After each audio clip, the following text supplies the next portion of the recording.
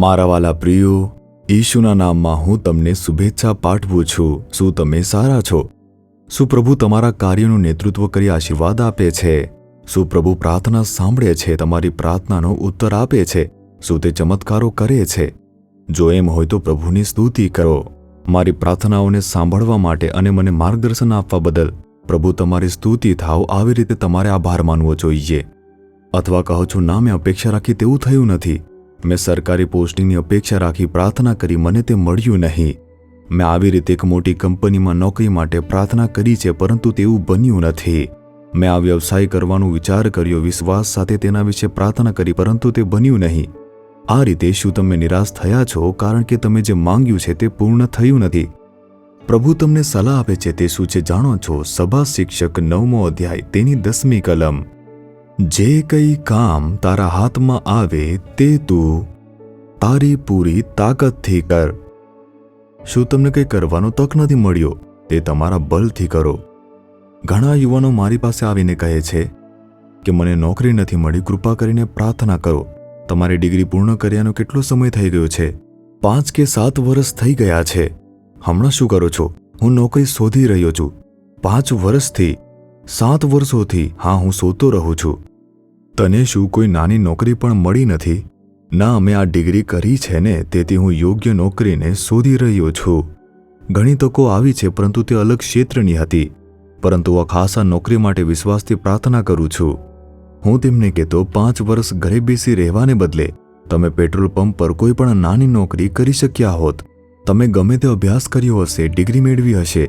જો તમે આવી નાની નોકરી સ્વીકારવા નમ્ર બનીને પૈસા કમાવશો તો માતા પિતા કેટલા ખુશ થશે. ઘરે બેસીને એમ કહેવાને બદલે કે તમે નોકરી શોધી રહ્યા છો, જો તમે નાનું કામ સ્વીકારી તેને ખુશીથી કરી શકો અને તે નાની આવક જ્યારે આવશે, 1000 રૂપિયા ઘરે આપશો તો તેઓ કેટલા આનંદિત થશે. તમને જે પણ કામ મળે તે કદાચ નાનું હોઈ શકે છે, પણ પૂરા બળથી કરો. તે કામને પ્રભુ તરફથી મળેલી તક માનો. પછી પ્રભુ તમને ઊંચા કરશે અને સન્માનિત કરશે. તે તમને અપેક્ષિત ઊંચાઈઓ સુધી લઈ જશે. જો તમને શરૂઆત કરતાં જ ઊંચાઈઓ પર લઈ જવામાં આવે તો તમે તમારા અભ્યાસ પર ગર્વ કરશો. કેટલાક કહેશે, શું મારું શિક્ષણનું સ્તર જાણો છો? હું કેવળ ટીમ લીડર જ બનીશ. મને આવો એક ઉચ્ચ પદ જ જોઈએ છે, હું નીચલા પદ પર જઈશ નહીં. પ્રભુ આવા લોકોને પદ પર મૂકશે નહીં. પરમેશ્વર કેવળ નમ્ર લોકોને અને સરળ લોકોને જ તેના માટે પસંદ કરશે. તે આવા લોકોને આશીર્વાદ આપશે, ઉન્નત કરશે. શું તમને એક નાની નોકરી પણ મળી નથી?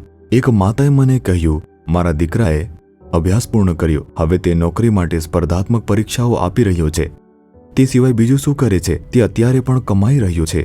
તે કેવી રીતે?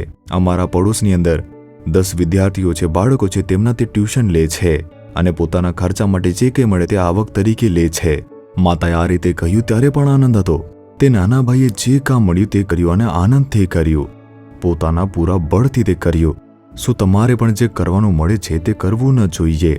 હું મારા ગામની અંદર જ્યારે વહેલી સવારે 5 વાગે ચાલવા જાઉં છું, મેં એક નાની દીકરીને 2 વ્હીલર ચલાવતી ઘરે ઘરે દૂધના પેકેટ વેચતી જોઈ.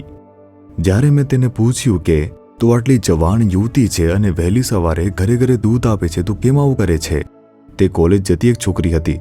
તે સવારે 4 વાગ્યાની આસપાસ ઉઠીને દૂધ દોહતી હતી, તેને વેચતી, અભ્યાસ પણ કરતી, કમાણી કરતી, તેની કૌટુંબિક પરિસ્થિતિના કારણે.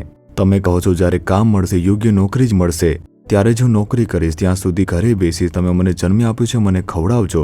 પણ આ એક યુવાન છોકરી, તેને જે પણ નાનું કામ મળ્યું હતું તેણે તે પૂરા બળથી કર્યું. તે જોઈને મને આનંદ થયો. પ્રભુની ઈચ્છા પણ તે જ છે. મારા દીકરા, મારી દીકરી, તમને જે પણ કામ મળ્યું હોય તે તમારે કરવું જોઈએ. મોટી દુકાન ખોલીશું, મોટું સુપર માર્કેટ ખોલવાનું વિચારી રહ્યો છું. આજે જે લોકો સુપર માર્કેટ ધરાવે છે તેમની પાસે પહેલા 30 કે 40 વર્ષ સુધી નાનું કામ ચલાવ સ્ટોર હતું.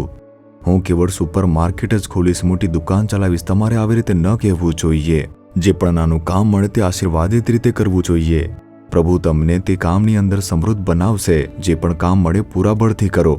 પ્રભુ તેને આશીર્વાદ આપતા રહેશે અને પછી એક દિવસ તમને તે શિખર પર લઈ જશે. તમારે બડબડાટ પણ ન કરવું જોઈએ કે મારી પાસે કેટલું ઉચ્ચ શિક્ષણ છે તો પણ નાની નોકરી કરું છું. એવી રીતે તમારે વિચાર ન કરવો જોઈએ. એમ વિચારો કે આ કામ પ્રભુએ આપ્યું છે અને ખુશીથી તેને કરો. આ એક કાર્ય છે જે પ્રભુએ આપ્યું. આ એક વ્યવસાય છે જે પ્રભુએ આપ્યું.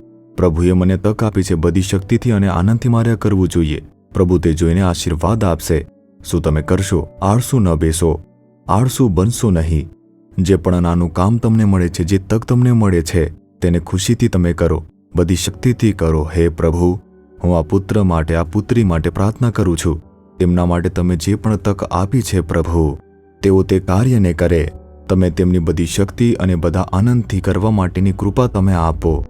તમે તેમને યોગ્ય સમય ઉચ્ચ પદ પર ઉન્નત કરશો અને તેમનું સન્માન કરશો. તેમને તમે આશીર્વાદ આપશો. તેમના નાનું કામ કરવામાં મદદ કરો અને તેમના જીવનની અંદર તે માટે ચમત્કાર કરો. યેશુના નામમાં હું પ્રાર્થના કરું છું પિતા. Amen, amen. Jesus redeems Gujarati YouTube ચેનલને સબસ્ક્રાઇબ કરો. દરેક નવા કાર્યક્રમની માહિતી મેળવવા માટે બેલ આઇકન પર ક્લિક કરો.